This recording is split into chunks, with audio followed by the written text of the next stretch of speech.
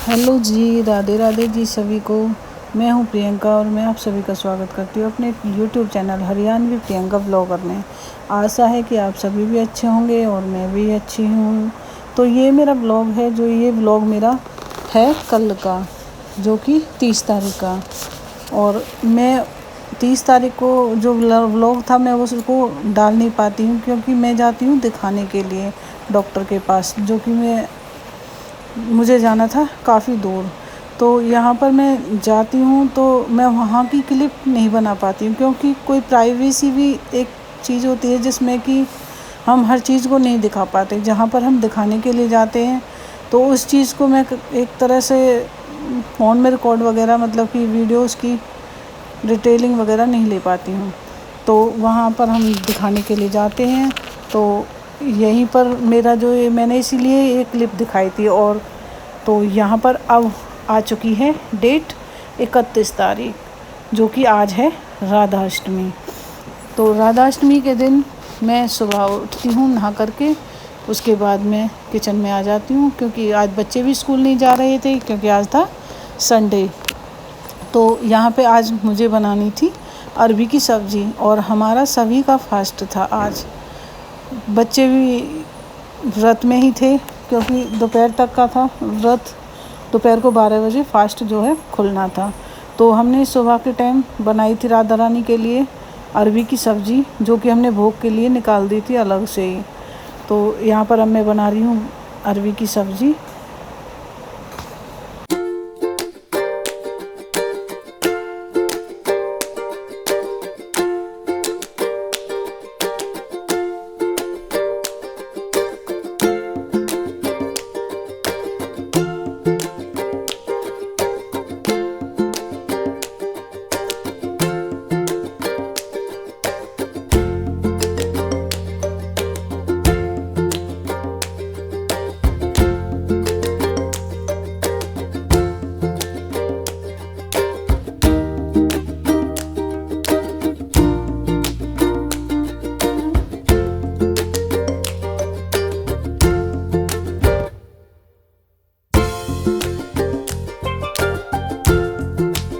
तो यहाँ पर हमारी अरबी की सब्ज़ी थी वो जो बन चुकी थी, और मेरी तबीयत थोड़ी सी ख़राब थी, क्योंकि मुझे था हल्का सा फीवर। तो उसके बाद मैं आ जाती हूँ आटा लगाने के लिए। आटा इसलिए लगा रहे थे क्योंकि वैसे तो हमें दोपहर को व्रत खोलने के लिए बनाने थे नमकीन चावल और कढ़ी और पुआ। तो उसके लिए मैं थोड़ा सा पहले, क्योंकि भोग के लिए भी चाहिए, गाय को रोटी देने के लिए भी चाहिए, और पापा का व्रत नहीं था तो पापा भी खाते, इसलिए हमने पहले लगाया है आटा। आटा लगाने के बाद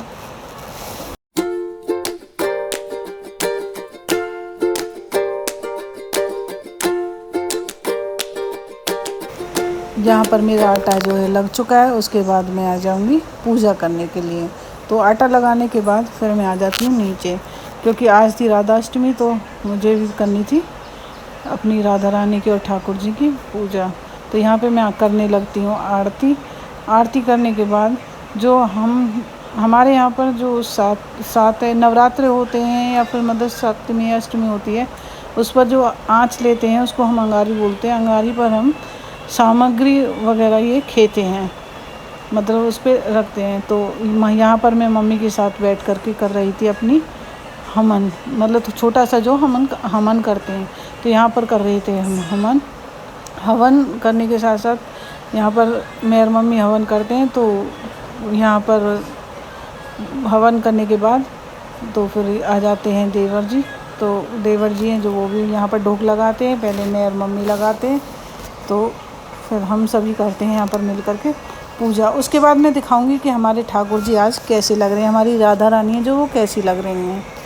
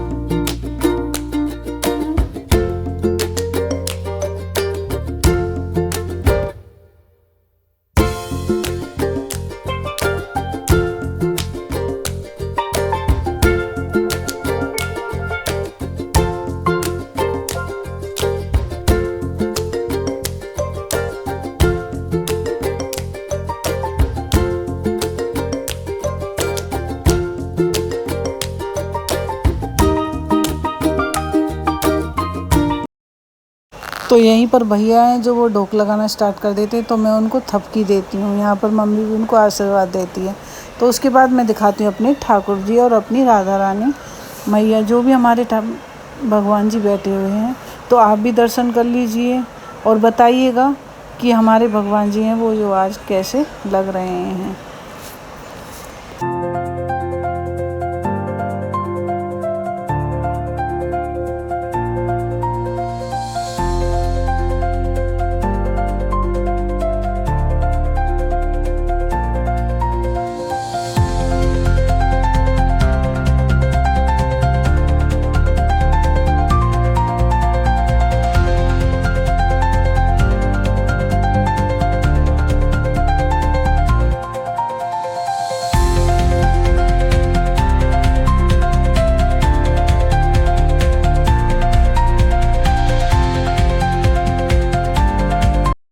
यहाँ पर है मेरे जो हस्बैंड जी हैं, वो भी जोत जलाने के लिए आ जाते हैं।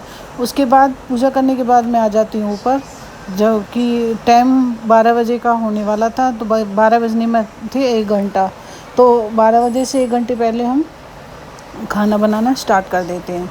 तो यहाँ पर हम पहले बनाते हैं चावल, जो कि बस मैं इसमें जीरे का हींग का छौंक लगा करके इसमें हल्दी नमक डालूँगी, मिर्च नहीं डालूँगी।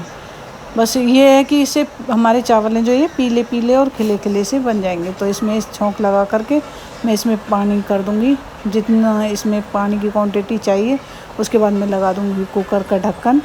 तो एक तरफ मैं आ जाती हूँ कढ़ी बनाने के लिए। कढ़ी बनाने के लिए मैं जो छाछ होती है उसमें अपना जो बेसन है वो डाल देती हूँ, और अपने जो बेसिक से मसाले हैं जैसे कि हल्दी है, मिर्च है, नमक है, सूखा धनिया है, ये डाल दूँगी और इसको अच्छे से फेंट लूँगी। अच्छे से इसको चला करके, जिससे कि इसमें जो लफ्ज़ हैं वो नहीं पड़े, जो गुठलियाँ हैं वो अच्छे से घुल जाएं। तो एक तरफ हमारा जो तेल है वो हो चुका है, और मैं इसमें कढ़ी में डालने के लिए थोड़े से करती हूँ पकोड़े, जो कि मैं उतार करके थोड़े से अलग रख देती हूँ। उसके बाद मैं लगा देती हूँ कढ़ी में छौंक जीरे, हींग और मेथी का, और अपनी कढ़ी को कंटिन्यू चलाती रहती हूँ, जिससे कि कढ़ी फटे नहीं। और एक तरफ है जो मेरे चावल में सीटी आने वाली रहती है, तो जो कि मेरी सीटी आ चुकी है, और एक तरफ मैं अपनी कढ़ी को कंटिन्यू चलाती रहती हूँ। और जैसे ही कि मेरा कढ़ी में उबाल आ जाता है, उसके बाद मैं इसको थोड़ी देर के लिए खदकने के लिए छोड़ देती हूँ। तो एक तरफ मम्मी हैं, जो उनको याद आता है कि मैंने मेहंदी नहीं लगाई थी, तो मम्मी हैं अपनी वो राधा रानी की मेहंदी लगवाने के लिए बैठ जाती हैं, और सूखने के बाद उसको धो देती हैं। तो मैं वहाँ पर मम्मी की थोड़ी सी क्लिप बनाने जाती हूँ। तो एक तरफ मेरे चावल हैं जो वो बन चुके हैं, और कढ़ी में उबाल आ चुका है। तो यहाँ पर मेरी कढ़ी में उबाल आ जाता है, तो मैं कढ़ी में थोड़ी देर के लिए खदकाती हूँ। उसके बाद मैं अपने पकौड़ों को इसमें डालती हूँ, जो कि मैंने पहले ही उतार करके रख लिए थे। तो यहाँ पर मैं अपनी कढ़ी में पकौड़े जो है डाल देती हूँ, और एक तरफ मैं करती हूँ पुआ बनाने की तैयारी, क्योंकि हमको लगाना था राधाष्टमी के दिन राधा रानी को मीठे पुए का भोग, क्योंकि मीठे में हमने कुछ बनाया नहीं था तो इसलिए हम बनाते हैं पुआ, और कढ़ी के साथ जो है पुए वो अच्छे भी लगते हैं। तो इधर मेरी कढ़ी है जो वो बिल्कुल बन करके हो चुकी थी तैयार, और मैंने इसमें पकोड़े भी डाल दिए थे। तो यहाँ पर मैं इसको रख दूँगी ढक कर के, और दूसरी तरफ मेरे जो चावल थे वो चावल भी बन करके तैयार हो जाते हैं, जो कि मेरे बिल्कुल एकदम खिले खिले बने थे। उसके बाद मैं उतारने लगती हूँ पुए। तो पुए हैं जो वो मेरे बहुत ही अच्छे बनते हैं, जैसे कि मैं इसमें डालती हूँ बिल्कुल चीली जैसा इसमें टेक्सचर आता है। जैसे जिस तरह से हम चीली खाते हैं गांव में जो बनते हैं, तो उसी तरह से हमारे ये पुए चौड़े चौड़े गोल गोल बिल्कुल बहुत ही अच्छे से बनते हैं, बिल्कुल पूड़ी जैसे। तो यहाँ पर मैं बना लेती हूँ पुए। तो हमारे जो पुए हैं वो भी बन चुके हैं, और एक तरफ जो मेरी देवरानी थी वो बना रही थी रोटियाँ, क्योंकि 12 बजने का टाइम हो चुका था और हमें नीचे करनी थी पूजा। तो यहाँ पर मैं पुए बनाती हूँ, और देवरानी है जो वो रोटियाँ बना करके नीचे चली जाती है, क्योंकि फिर हो जाता है राधा रानी को नहलाने का टाइम। और देखो यहाँ पर मेरे जो पुए हैं वो बिल्कुल एकदम से, बस मैं इसमें जो इसका पेस्ट जो होता है जो मैंने घोला था घोल, उसको डालती हूँ, और पुआ है जो मेरा बिल्कुल रोटी की तरह फूल जाता है। और यहाँ पर मेरी जो देवरानी है वो आ जाती है नीचे राधा रानी को नहलाने के लिए। यहाँ पर हम नहला देंगे राधा रानी को, उनका जलाभिषेक कर देंगे, फिर इनको लगा देंगे हम भोग। और मैं दिखाऊंगी अपनी राधा रानी हमारी नहाने के बाद कैसी लग रही थी। तो इसी के साथ हम लेते हैं आप सभी से इजाज़त। तो अगर मेरी वीडियो आपको बिल्कुल थोड़ी सी भी अच्छी लगी हो तो लाइक, शेयर और कमेंट करना मत भूलिएगा। राधे राधे।